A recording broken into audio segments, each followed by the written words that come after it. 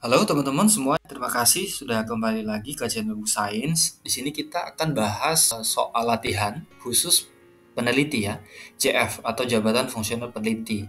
Jadi apa yang dibahas, kemudian apa aja kisi-kisinya di dalam SKB, di dalam JF peneliti. Jadi instansi pembina JF peneliti itu adalah LIPI ya, Lembaga Ilmu Pengetahuan Indonesia. Tapi sejak 2021 ini LIPI sudah merge atau bergabung menjadi BRIN ya, Badan Riset dan Inovasi Nasional bersama Batan, Lapan, BPT dan beberapa litbang kementerian seperti itu.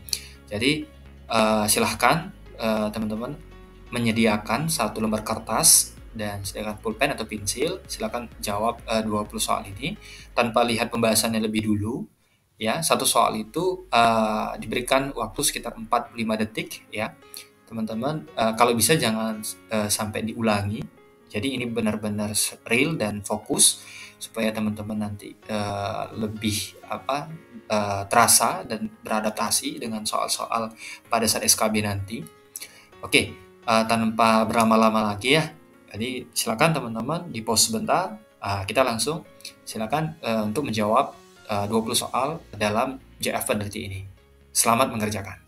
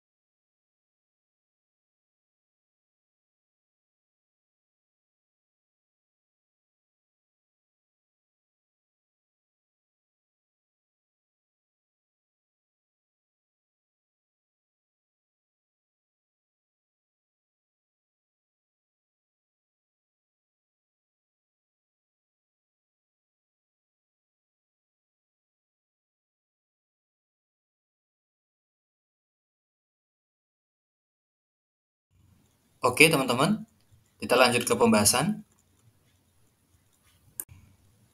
Pada soal nomor satu ini, di situ disebutkan bahwa peneliti sebagai salah satu jabatan fungsional yang ada di Indonesia merupakan jabatan yang memiliki kekhususan dalam hal pelaksanaan tugas dan fungsinya di bidang kepenelitian. Jadi penelitian ini dijalankan itu sesuai dengan nilai-nilai profesionalisme tertinggi dan dijalankan secara etis, maka tepat jawabannya itu adalah research integrity, C jawabannya. Kenapa? Kalau misalnya dalam kode etik dan kode perilaku peneliti ya, KEKPP, jadi Indonesia itu memaknai research integrity atau integritas penelitian itu sebagai kinerja penelitian yang dijalankan melalui nilai-nilai profesionalisme tertinggi dan dijalankan secara etis. Seperti itu ya.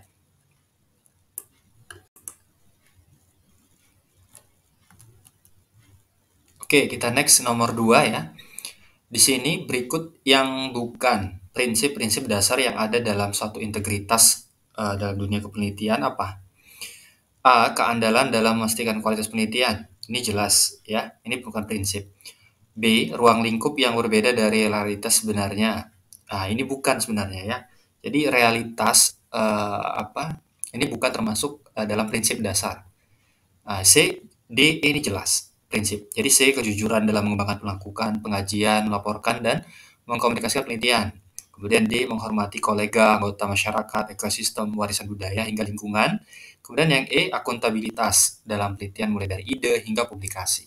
Ya, ini adalah prinsip dasar kecuali apa? Yang B. Lanjut nomor 3, pembahasannya ya. Seorang peneliti harus tergabung dan ikut serta dalam sebuah organisasi profesi. Jadi memang semua jabatan fungsional ASN itu ada organisasi profesinya. Di Indonesia, organisasi peneliti itu adalah Himpenindo atau Himpunan Peneliti Indonesia. Inilah organisasi profesi jabatan fungsional peneliti. Kalau yang A, PII itu Persatuan Insinyur Indonesia. Yang B, P2NI itu adalah Persatuan Perawat Nasional Indonesia. Yang C, ILMPI ya, Ikatan Lembaga Mahasiswa Psikologi Indonesia. Nah, yang di LIPI, mungkin teman-teman sebagian agak bingung ya. LIPI ini adalah instansi pembina, ya, JF peneliti, bukan organisasinya. Namun tahun 2021 ini, LIPI sudah tergabung ke dalam BRIN atau Badan Riset Inovasi Nasional ya. Nah, pembahasannya, beberapa larangan di bawah ini harus dihindari oleh seorang peneliti karena dapat menurunkan martabat dan integritasnya. Kecuali, ya, A. Ketidakmampuan peneliti dalam mengontrol ide gagasan yang muncul. Nah, ini yang kecualinya. Kenapa? Karena ini kan cenderung positif gitu. Ya, jadi larangan-larangan yang harus dihindari atau diminimalisir oleh peneliti itu adalah yang opsi B, C, D, E gitu. Kecuali yang A. Kalau yang A ini kan peneliti kalau mendapatkan ide gagasan yang banyak yang muncul itu justru ini bagus gitu ceritanya. Ya. Nah, nggak masalah. Yang larangan itu adalah yang B, misalnya kecurangan dalam melaporkan hasil penelitian. Yang C, kecurangan dalam mempresentasikan dan mempublikasikan hasil penelitian. Yang D, pelanggaran kepercayaan seperti mengambil data orang lain tanpa izin ya, atau plagiat itu. Kemudian E, penyalahgunaan subjek riset manusia yang mengancam kesehatan dan keselamatan, misalnya tanpa clearance etik seperti itu. Kemudian nomor 5 ya. Nah, di sini untuk memahami bagaimana suatu penelitian yang tidak bisa terlepas dari isu filosofis sebagai rangkaian kegiatan penelitian, maka isu-isu filosofis yang timbul tersebut akan selalu ditelaah.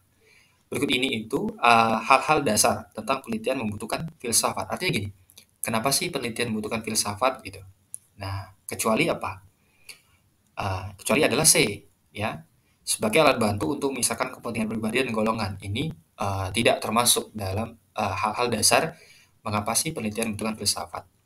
Nah, kalau yang A, B, D, dan E ini jelas hal-hal dasar yang dibutuhkan. Yang pertama adalah penelitian membutuhkan filsafat itu karena sebagai alat bantu untuk mencari kebenaran atas suatu fenomena.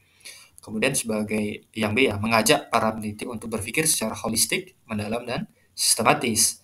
Kemudian yang D sebagai panduan atau pedoman, di mana ada banyaknya paradigma dalam ilmu pengetahuan. Yang E memahami landasan ontologis, epistemologis, metodologis, dan aksiologis. Nah, itulah hal-hal dasar mengapa penelitian membutuhkan filsafat. Kecuali tadi apa? Yang C ya.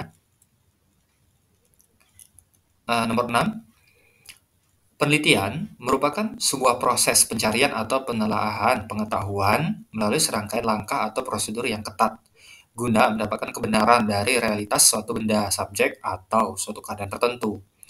Nah, dalam melakukan penelitian, seorang peneliti perlu paham tentang aspek ontologi, epistemologi, metodologi, dan aksiologi.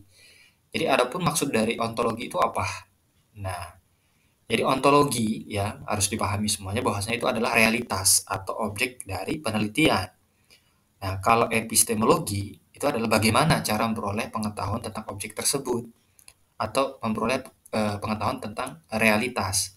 Kemudian yang metodologi itu bagaimana prosedur dan metode yang perlu dilakukan. Selanjutnya aksiologi itu mana penelitian yang paling indah atau yang paling bernilai. Nah, jadi di apa maksud dari ontologi itu dari opsi A, B, C, D dan E itu adalah yang A ya, yaitu maaf yang B maksudnya, yaitu memahami realitas atau objek penelitian. B ya jawabannya.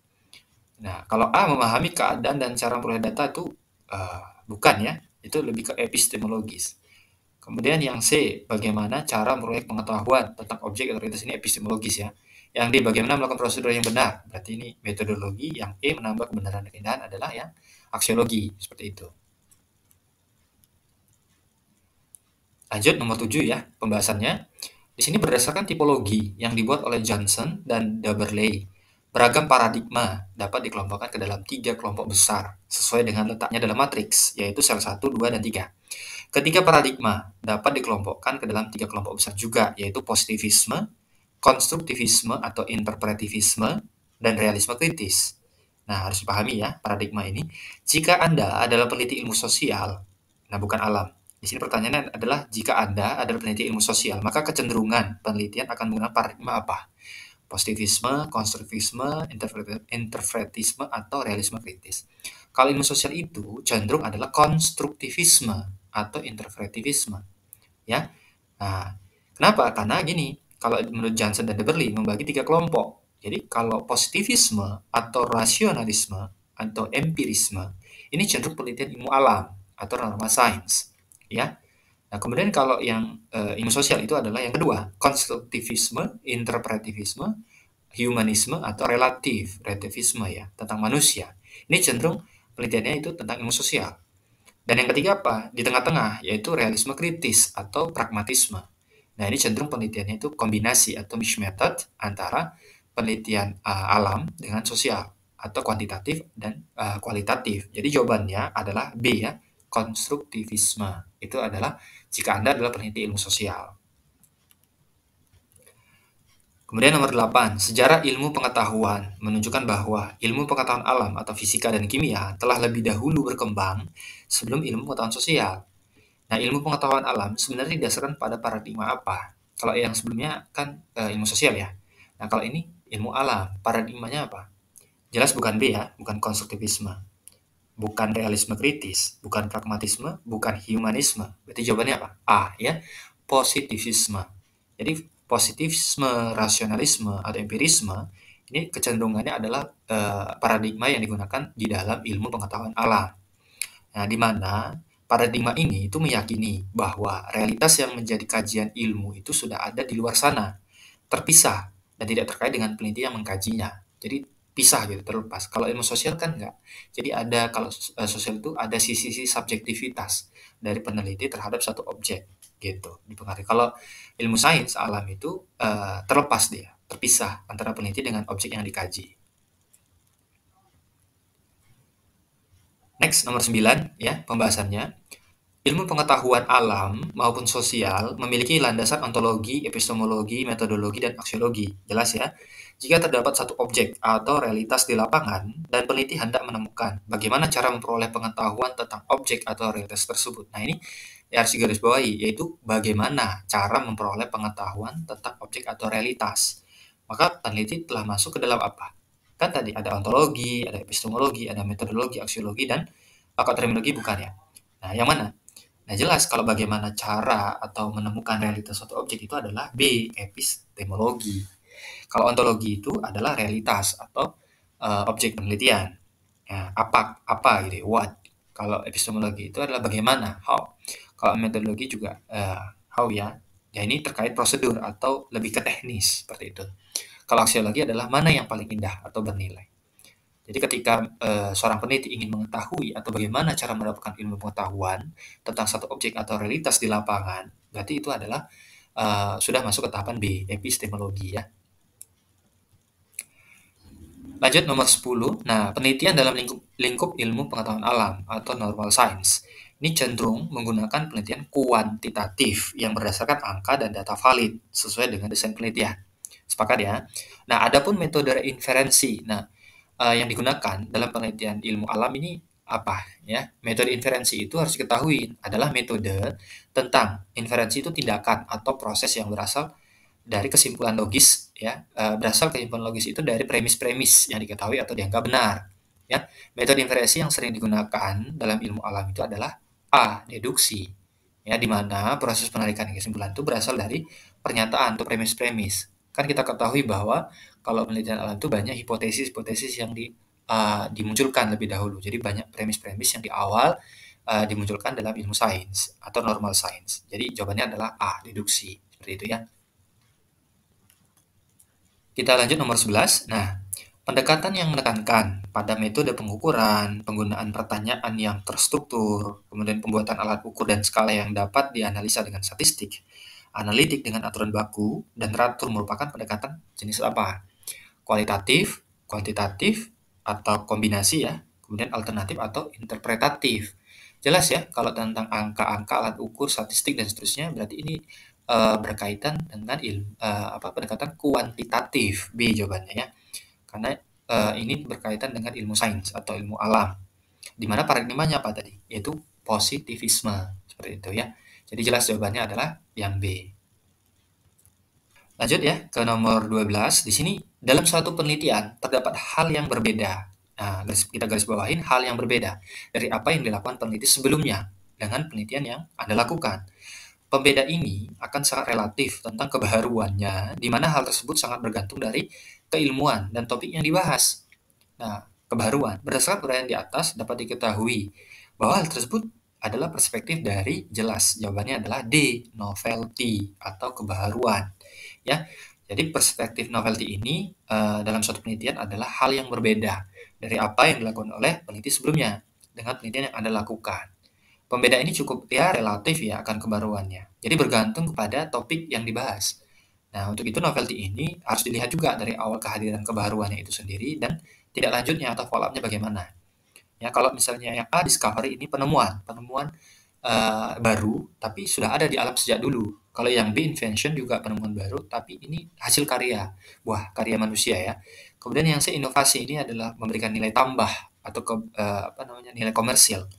Kalau yang research ini adalah penelitian. Nah, jadi untuk soal nomor 12 ini jawabannya adalah yang D ya, novelty. Next, nomor 13. Jika dilihat dari artinya, discovery dan invention memiliki arti yang hampir sama, yaitu berupa temuan atau penemuan baru. Tadi ya, sudah dijelaskan. Jadi, tapi perbedaannya, namun jika ditelusuri lebih dalam, perbedaannya terletak di mana? Nah, begini. Jadi discovery, ya itu adalah lebih, dia sudah ada di alam, tapi baru ditemukan oleh orang atau penemunya. Kalau invention, dia nggak ada di alam, tapi dia bisa berpijak dari discovery. Artinya seseorang bisa menemukan hal yang baru, jadi buah hasil karyanya sendiri, jadi penemuan baru. Itulah invention. Jadi jawabannya adalah C ya.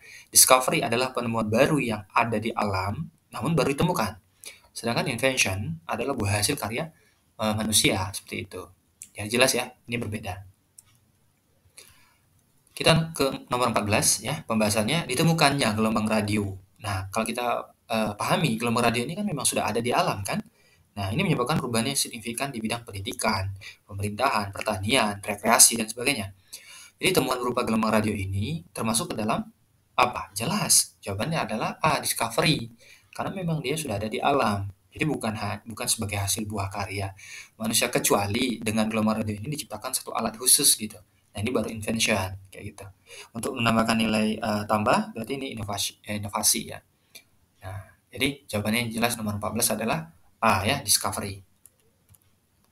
Next ya, nomor 15. Nah, aktivitas yang dilakukan untuk meningkatkan performa atau kinerja yang lebih tinggi, better performance, atau menambah nilai suatu penemuan, ya baik discovery atau invention, berarti apa aktivitasnya?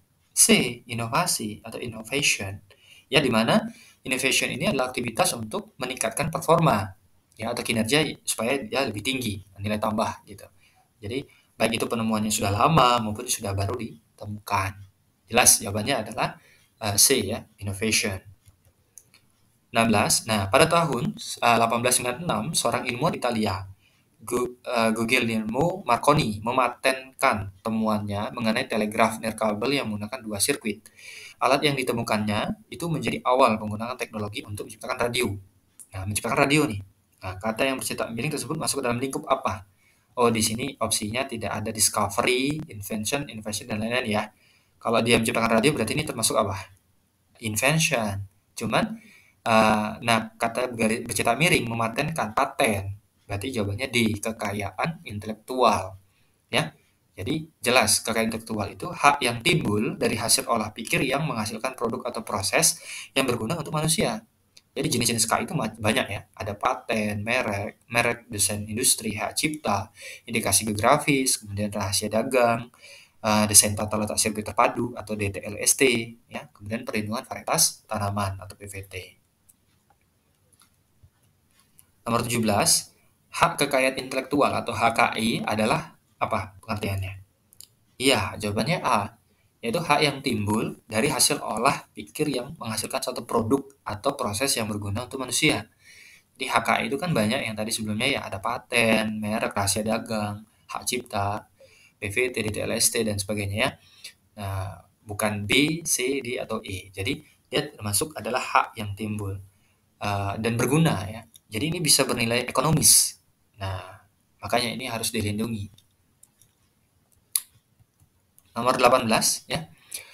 Hak eksklusif yang timbul secara otomatis berdasarkan prinsip deklaratif atau diumumkan gitu kan, disampaikan setelah suatu ciptaan diwujudkan dalam bentuk nyata tanpa mengurangi pembatasan sesuai dengan ketentuan peraturan undang-undangan merupakan hak apa? Jelas ini adalah hak cipta. D jawabannya. Ya, menurut Undang-Undang Nomor 28 Tahun 2014, ini teman-teman harus perhatikan juga ya, undang-undang ini sekarang sering keluar juga. Jadi UU Nomor 28 Tahun 2014 yaitu tentang hak cipta, di mana hak eksklusif pencipta yang timbul secara otomatis ya berdasarkan prinsip deklaratif setelah suatu ciptaan diwujudkan dalam bentuk nyata tanpa mengurangi pembatasan sesuai dengan ketentuan peraturan perundang-undangan seperti itu ya. Jadi jelas jawabannya adalah D terhadap hak cipta. Oke, nomor 19. Nah, perhatikan metode ilmiah berikut ini. Nah, ini kan tidak sesuai urutannya ya. Nah, di sini teman-teman coba mengurutkan dengan benar langkah-langkah atau metode ilmiah. Waktu SMP atau SMA dulu kan ada di dalam ilmu sains ya atau di biologi juga ditampilkan, dipelajari tentang metode-metode ini, metode ilmiah ini. Nah, dalam dunia peneliti juga ini tidak terlepas dari metode ilmiah atau langkah-langkah ilmiah ini. Jadi yang paling tepat itu adalah E, ya 4 itu adalah identifikasi masalah dulu. Kemudian 1 ya, merumuskan masalah dan tujuan penelitian. Ingat rumusan dengan tujuan itu harus sama. Kalau rumusannya ada 2 ya tujuannya juga 2. Kemudian yang ketiga yaitu mengumpulkan keterangan atau studi pustaka atau kajian pustaka ya. Lalu 6 menyusun hipotesis. Nah, ya itu premis-premis tadi ya, ini penelitian deduksi. Kemudian 2 melakukan percobaan atau eksperimen dengan beberapa treatment atau perlakuannya. Kemudian ketujuh, yaitu mengumpulkan dan menganalisis data, ya, dianalisis data-data yang setelah dikumpulkan, jadi fix gitu. Lalu yang kelima barulah menarik kesimpulan, apakah hipotesis yang telah dibuat sebelumnya itu ditolak atau diterima ya. Jadi jelas jawabannya adalah E. Soal nomor terakhir, pembahasannya nomor 20 yaitu bagian karya tulis ilmiah atau KTI yang tidak diperkenankan adanya sitasi atau adanya referensi. Misalnya buka kurung, di situ ada nama pengarang atau penulisnya baru tahun, sitasi ya, adalah pada bagian apa? Jadi tidak diperkenankan. Bagian mana? Abstrak, pendahuluan, studi pustaka, metode atau pembahasan. Ya, yang tidak diperkenankan adalah abstrak. Jadi abstrak itu adalah intisari dari penelitian. Jadi peneliti atau penulis itu menuangkan hasil intisarinya itu dalam abstrak. Jadi tidak boleh adanya sitasi di sana, seperti itu. Paling sitasi ya kita sering dapatin atau boleh itu di pendahuluan. Justru harus lebih banyak di pendahuluan supaya pijakan atau apa namanya di mana nih lokasi penelitian kita seperti itu. Jadi pendahuluan itu apa wajib ada instansi studi pustaka apalagi kemudian metode. Jadi beberapa jurnal itu menampilkan metode di citasi juga di metodenya. Lalu pembahasan, nah ini penting. Jadi apakah penelitian ini bertentangan atau bersinggungan, sinkronisasi dan sebagainya ya. Jadi jelas jawaban nomor 20 adalah yang A. Oke, mungkin itu ya teman-teman. Dalam hal ini kita diskusi pembahasan soal-soal tentang JF peneliti. 20 soal, tunggu soal berikutnya ya di part-part berikutnya. Mudah-mudahan ini bermanfaat dan ini real benar-benar sebagai pijakan atau pedoman bagi teman-teman yang ingin mempelajari lebih dalam tentang dunia kepenelitian.